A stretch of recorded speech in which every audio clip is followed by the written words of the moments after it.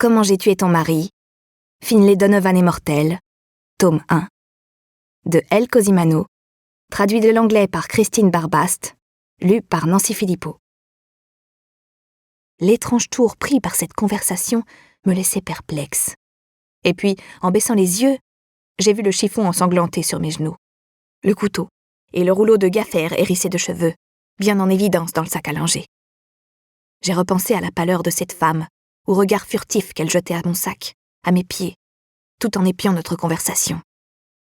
On règle son compte au sale type, notre sympathique ami dévoile la profondeur de sa gratitude, tout le monde vit heureux jusqu'à la fin des temps et tu empoches un gros chèque.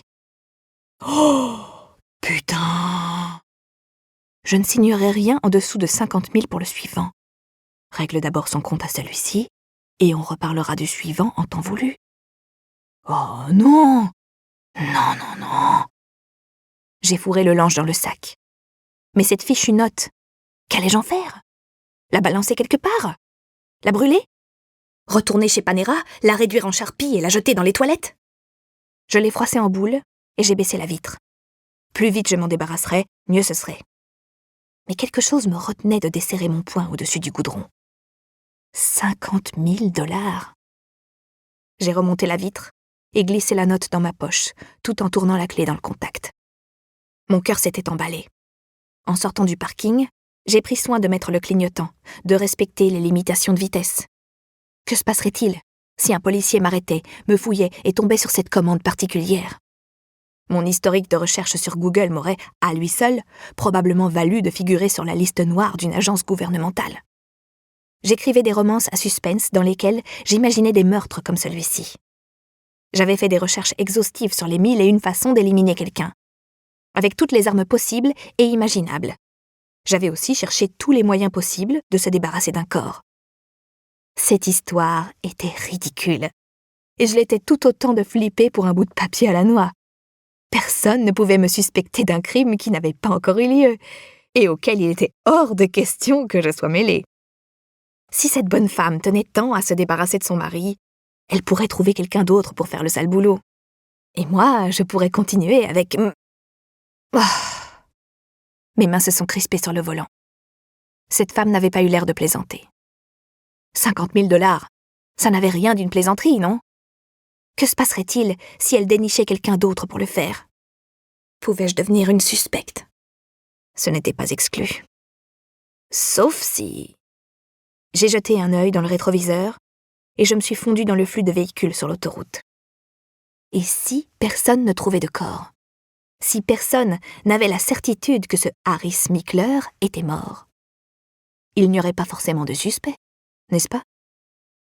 Dans ma tête, j'entendais presque Steven me dire que j'étais ridicule, que j'imaginais le pire, que j'inventais des histoires. C'était l'argument qu'il invoquait systématiquement, et celui qu'il m'avait servi quand j'avais commencé à le soupçonner de coucher avec Teresa. Sauf que cette fois, il avait raison, et je détestais l'admettre. J'ai giflé rageusement le volant. Pourquoi me laissais-je entraîner dans ces élucubrations? Dans ma vie, j'avais de vrais problèmes à résoudre.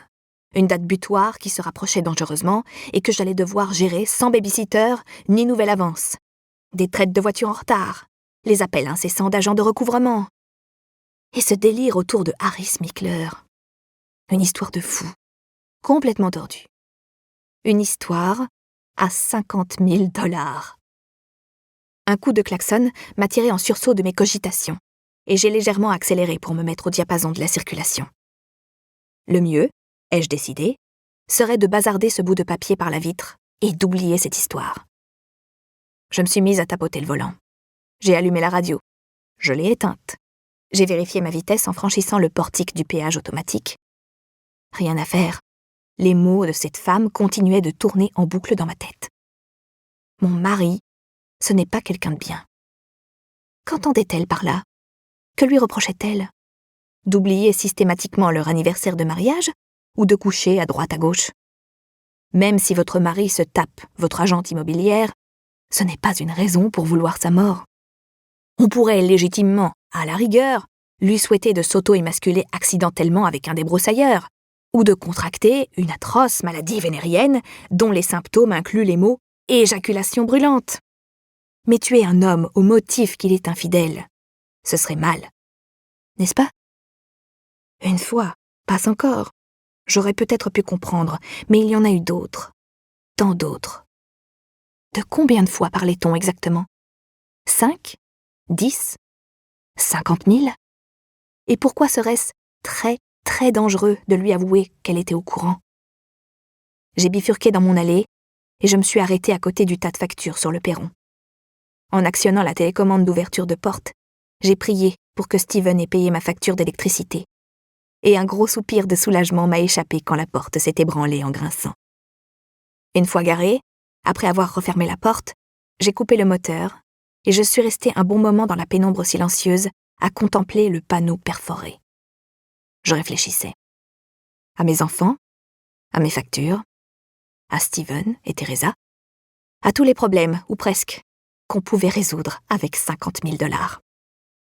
J'ai sorti la note de ma poche et l'ai défroissée, me demandant en quoi et jusqu'à quel point Harry Smickler était un mauvais mari.